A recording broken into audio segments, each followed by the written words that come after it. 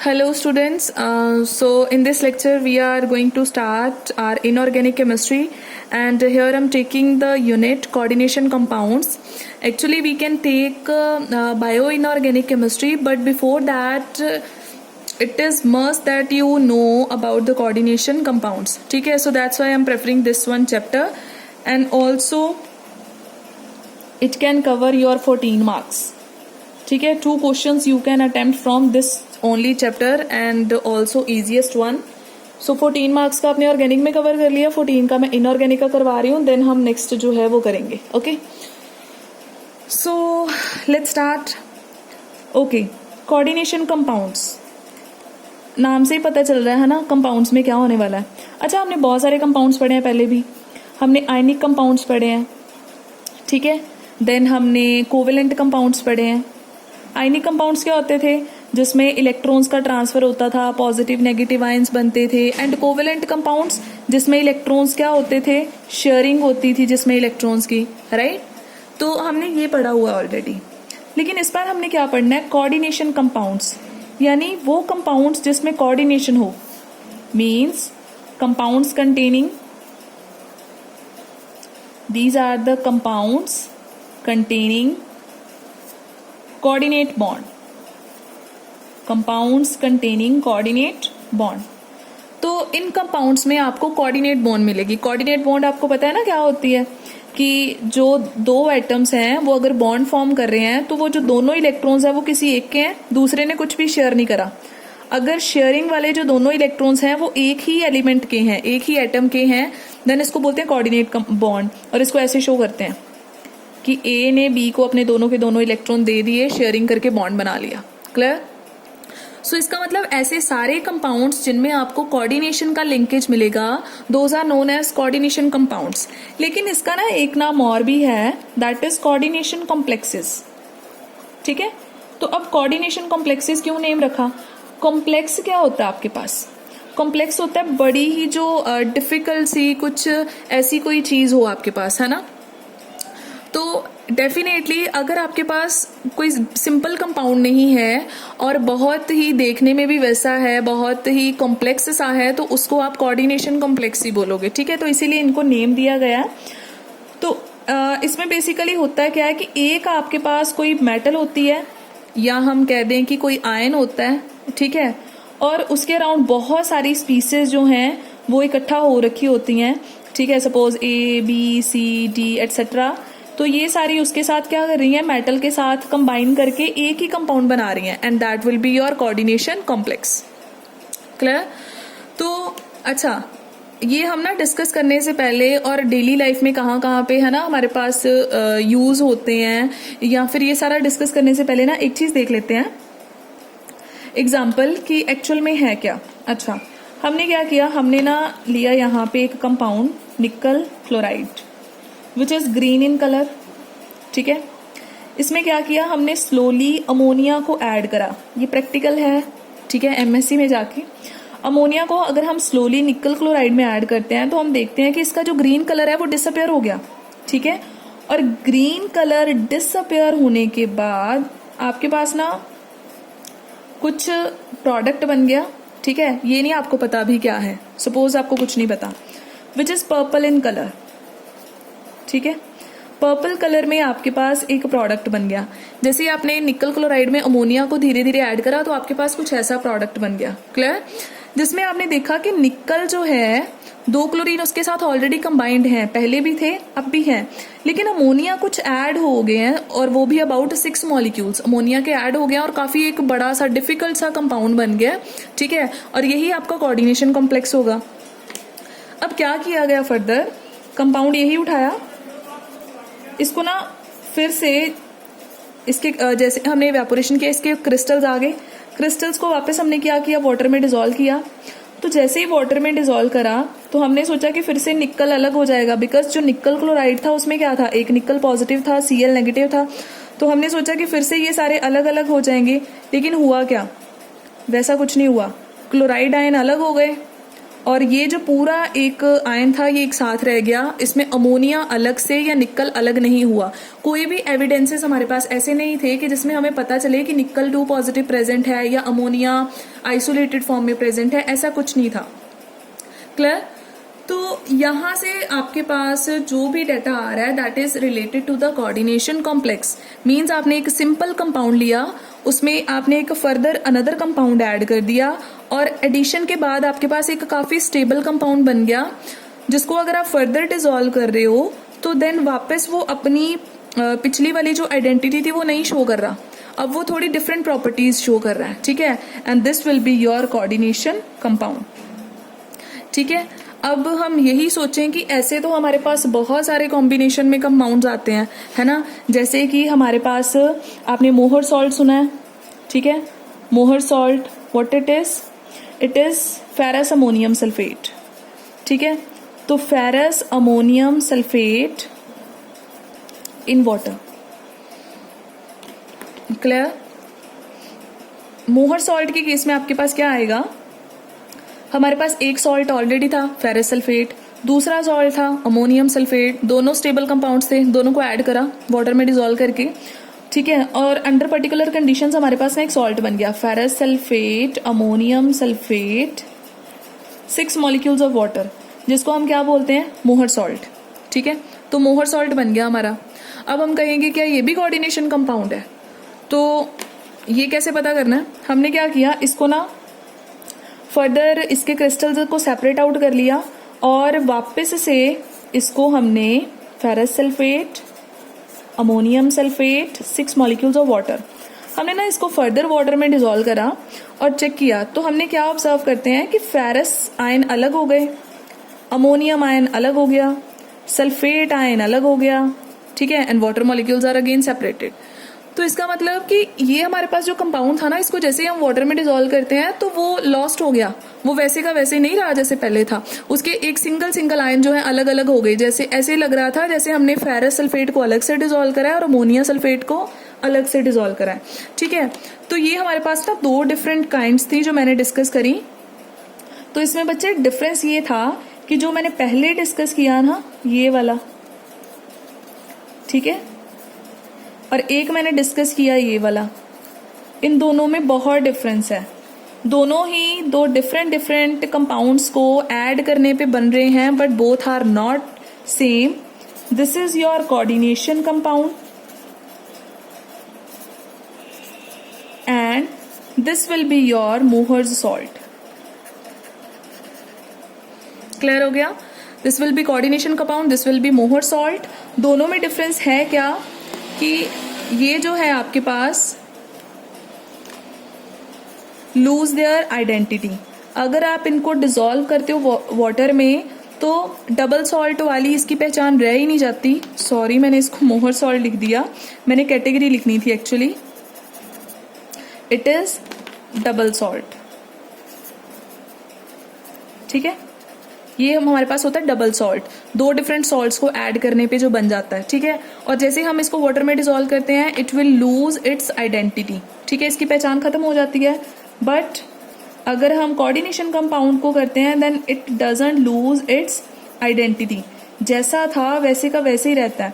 जब हमने इसको डिसॉल्व किया तो हमारे पास निकल अलग, अमोनिया अलग, क्लोरीन अलग, ऐसे नहीं हुआ, सिर्फ क्लोरीन अलग हुआ और ये जो आयन था इतना बड़ा वाला ये एक साथ रह रहा था। ठीक है, तो हमारे पास ये कुछ इंट्रोडक्शन था कि कोऑर्डिनेशन कंपाउंड्स क्या होते हैं। ठीक है, फर्दर हम अगेन डिस्कस करने वाले हैं। अभी जैसे एग्जांपल से डिस्कस कर लेते हैं। एग्जांपल आपके पास क्या है, हीमोग्लोबिन। हीमोग्लोबिन में क्या होता है आपको पता है, ब्लड में प्रेजेंट होता है, उसमें आपके पास आयरन होता है Fe2 पॉजिटिव, और उसको बहुत सारे डिफरेंट मॉलिक्यूल्स ने सराउंड करके रखा होता है, उसके साथ कॉम्प्लेक्स बनाया होता है। सो हीमोग्लोबिन आपके पास एक कोऑर्डिनेशन कॉम्प्लेक्स है। सिमिलरली आपके पास मैग्नीशियम का कोई कॉम्प्लेक्स आपको याद है, क्लोरोफिल। ठीक है, तो जो आपके पास क्लोरोफिल है वो भी एक कोऑर्डिनेशन कॉम्प्लेक्सेस है। तो इसका मतलब कोऑर्डिनेशन कॉम्प्लेक्सेस का बहुत रोल है हमारे पास। लास्ट में हम टॉपिक भी करेंगे एप्लीकेशंस का। तो पहला क्वेश्चन आपकी एग्जामिनेशन के लिए यही बन जाता है, what is the difference in coordination complex and A double salt. एक डबल सॉल्ट और एक कोऑर्डिनेशन कॉम्प्लेक्स में क्या डिफरेंस है। ठीक है, दोनों को हम सेम कंसिडर क्यों नहीं कर सकते हैं। सो होप यहाँ से आपको एक चीज तो क्लियर हो गई कि डबल सॉल्ट अलग होते हैं, कोऑर्डिनेशन कॉम्प्लेक्स अलग होते हैं, ठीक है। अब हम बात करते हैं, ये आप बायो इनऑर्गेनिक में पढ़ने वाले हो फिर से काफी अच्छे से, ठीक है। अब हम बात करते हैं टोटल कोऑर्डिनेशन कॉम्प्लेक्स में हमारे पास क्या क्या चीजें आती हैं, है ना, सारी जनरल टर्म्स। ओके, तो इसमें क्या होता है आपके पास, ओके, तो हमारे पास जनरल स्ट्रक्चर क्या होता है कोऑर्डिनेशन कॉम्प्लेक्स का, ठीक है। पूरे कोऑर्डिनेशन कॉम्प्लेक्स में ना हमारे पास ना एक सेंटर में होगी मेटल, ठीक है। यहाँ पे हमारे पास क्या होगी, इट इज योर मेटल, जो कि आपके पास एटम भी हो सकता है या फिर आयन भी हो सकता है। फॉर एग्जाम्पल आयरन भी हो सकता है या फिर Fe2 पॉजिटिव भी हो सकता है। और इसके अराउंड आपके पास बहुत सारी स्पीसीज हैं, इनको मैं L लिख रही हूँ, ठीक है। ये बहुत सारी इसके अराउंड जो है वो स्पीसीज हैं। ये सारी स्पीसीज क्या कर रही हैं, ये मेटल के साथ बॉन्डिंग कर रही हैं, ठीक है। कैसी बॉन्डिंग कर रही हैं, कोऑर्डिनेशन, ये कोऑर्डिनेट बॉन्ड बना रही है मेटल के साथ, ठीक है। तो ये हमारे पास एक जनरल स्ट्रक्चर हो गया कि सेंटर में हमारे पास एक मेटल एटम या आयन है जिसके साथ बहुत सारी डिफरेंट स्पीसीज हैं जो कोऑर्डिनेट बॉन्ड बना रही हैं, ठीक है। और ओवरऑल ये जो हमारे पास रिजल्ट आएगा, this will be your complex. अब हम बात करते हैं कि ये स्पीसीज क्या है और ये मेटल कौन सी हो सकती है। तो यहाँ पे ये जो स्पीसीज, ठीक है, जो मेटल के साथ बॉन्डिंग करती हैं उसको हम लोग क्या बोलते हैं, लाइगेंड, ठीक है। The species which are forming coordinate bond with metal atom, these are known as ligand, ठीक है।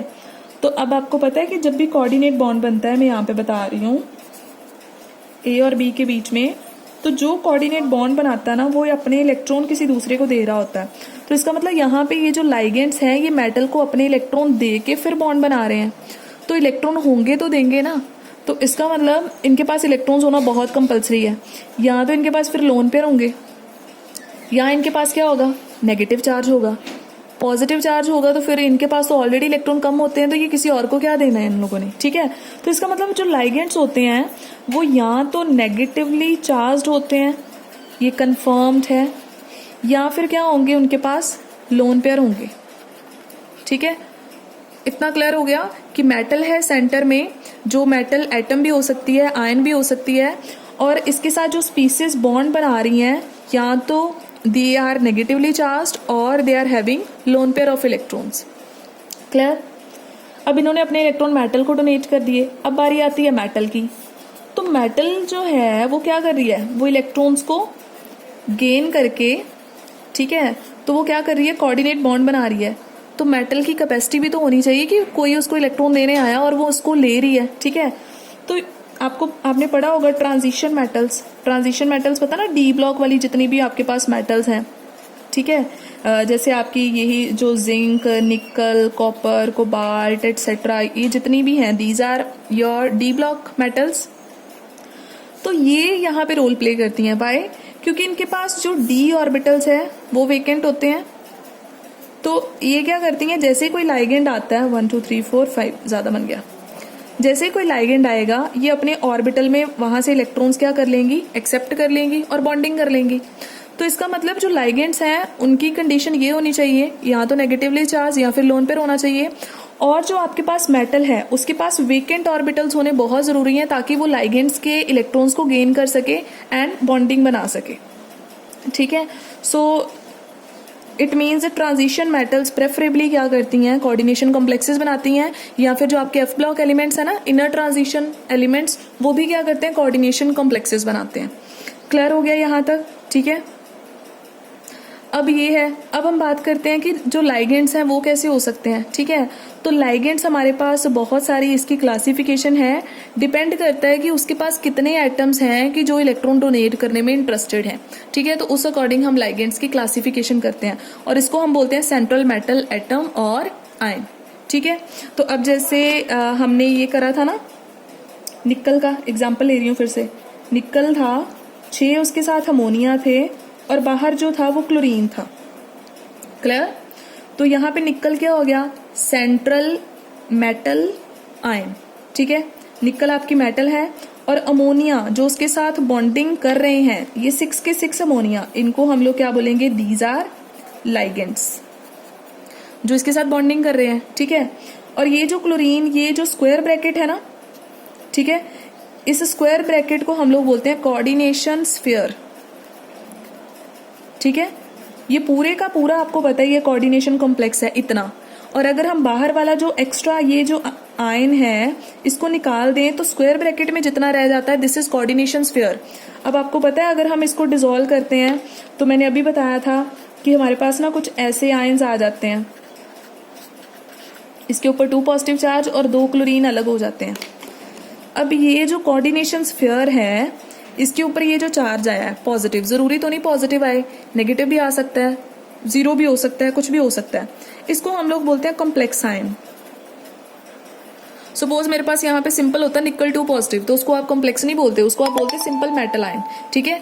क्यों? क्योंकि वो कॉम्प्लेक्स नहीं है। लेकिन अगर आपकी मेटल के साथ लाइगेंड्स भी अटैच्ड हैं तो वो आपका क्या होगा, कॉम्प्लेक्स आयन। और वो पॉजिटिवली चार्ज भी हो सकता है, नेगेटिवली चार्ज भी हो सकता है, न्यूट्रल भी हो सकता है, वो डिपेंड करता है आपका कॉम्प्लेक्स कैसा था। क्लियर? और कुछ रह गया यहाँ पे? यस। और एक चीज और देखो, यहाँ पे निकल के साथ ना 6 अमोनिया लगे हैं, तो जरूरी है कि 6 लगे। अब जैसे अगर मैं सिल्वर का एग्जांपल लेती हूँ ना अमोनिया के साथ, तो सिल्वर के साथ सिर्फ 2 अमोनिया लगते हैं। तो ये हर मेटल की अलग अलग टेंडेंसी है कि वो कितने लाइगेंड्स को अपने साथ अटैच कर सकता है, राइट। सो इसके साथ 6 है, इसके साथ 2 है, तो ये क्या रिप्रेजेंट करता है, it is the coordination number. कोई भी मेटल कितने लाइगेंड्स के साथ बाइंड कर सकती है, that is it's coordination number. तो हम कह सकते हैं कि जो निकल है उसका कोऑर्डिनेशन नंबर 6 है, और जो यहाँ पे सिल्वर है उसका कोऑर्डिनेशन नंबर कितना है, 2 है। क्लियर हो गया आपको यहाँ तक? तो ये सारी बेसिक टर्मिनोलॉजीज थी आपकी कोऑर्डिनेशन कॉम्प्लेक्सेस के साथ रिलेटेड। तो अब हम बात कर लेते हैं कोऑर्डिनेशन लाइगेंड्स की क्लासिफिकेशन का, right. So let's start.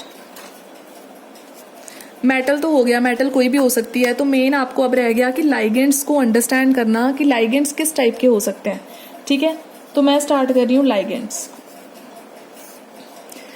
Ligands के पास या तो नेगेटिव चार्ज होता है या फिर क्या होते हैं, डेफिनेशंस आप बुक से कर सकते हो, ठीक है। तो यहाँ पे अगर आपने डिफाइन भी करना है तो क्या करोगे, the species containing either negative charge or having lone pair of electrons which are able to form coordinate bond with the metal atom are known as ligands, right? So ligands ना हमारे पास classification है depending upon the number of atoms able to donate their electron pair. तो सबसे पहला हम discuss करते हैं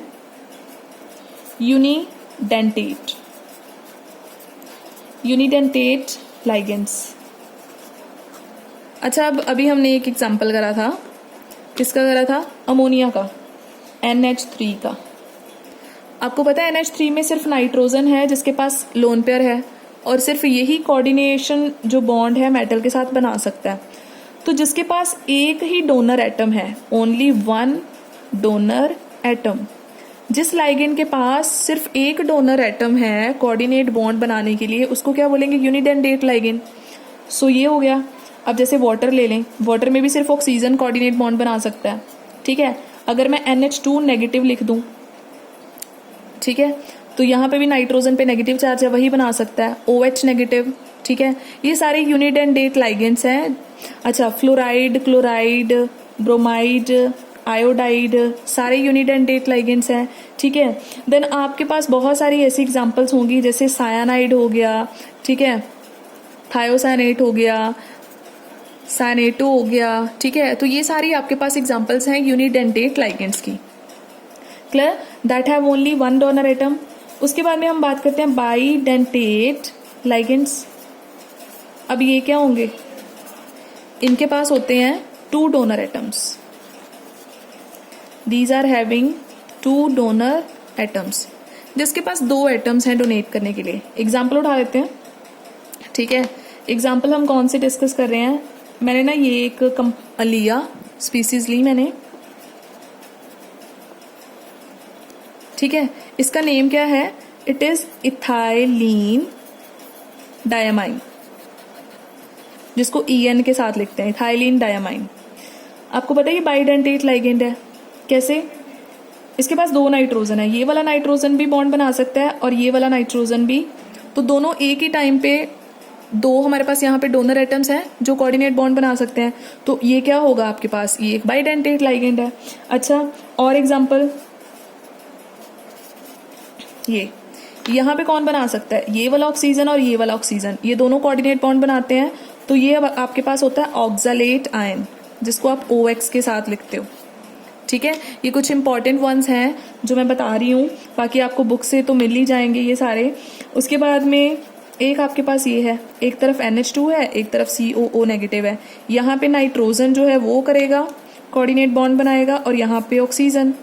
तो ये हमारे पास आ गया ग्लाइसिनेटो, ग्लाइसिनेट आयन, ठीक है, जिसको हम ग्लाय करके लिखते हैं।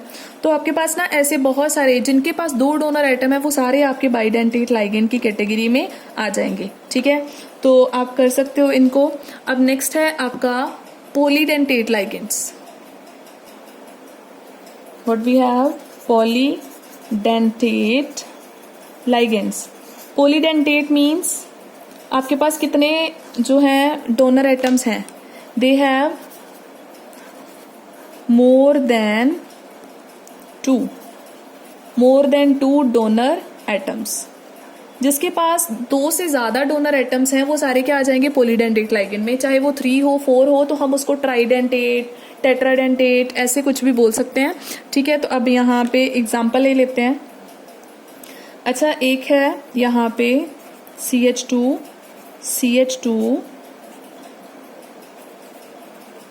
NH2, ठीक है। एक हम सीधे 6 वाला करवाती हूँ।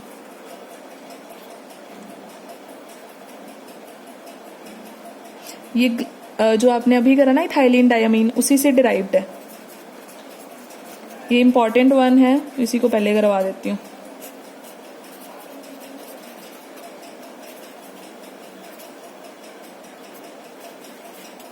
ध्यान से देखो इस कॉम्प्लेक्स को, कितने डेंटेट है ये। आपको पता है इथाइलिन डायमीन सिर्फ इतना था, तो मैंने ना हाइड्रोजन हटा के ये 4 उसके साथ एसीटेट आयन लगा दिए हैं। अब नाइट्रोजन कोऑर्डिनेट बॉन्ड बनाएगा, ये वाला नाइट्रोजन बनाएगा, ये ऑक्सीजन भी बनाएगा, ये भी बनाएगा, और इधर से ये भी और ये भी। तो टोटल कितनी हो गई, 6 डोनर एटम्स हो गए। तो ये आपका हो गया हेक्साडेंटेट, और इसका नेम है EDTA। ये इंपॉर्टेंट है, वाटर की हार्डनेस रिमूव करने के लिए इस कॉम्प्लेक्स को यूज किया जाता है। ठीक है, and name of the complex is ethylene diamine tetra acetate ion.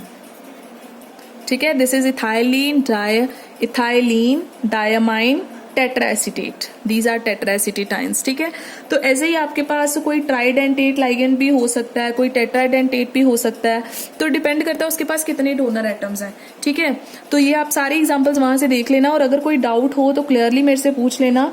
ठीक है, तो डोनर एटम्स पे डिपेंड करता है। और ना एक अलग कैटेगरी है जो मैं आपको बता रही हूँ, एम्बीडेंटेट लाइगेंड्स। अगेन 1 मार्क के लिए इंपॉर्टेंट क्वेश्चंस आ जाते हैं आपके पास। एम्बीडेंटेट लाइगेंड्स क्या होते हैं।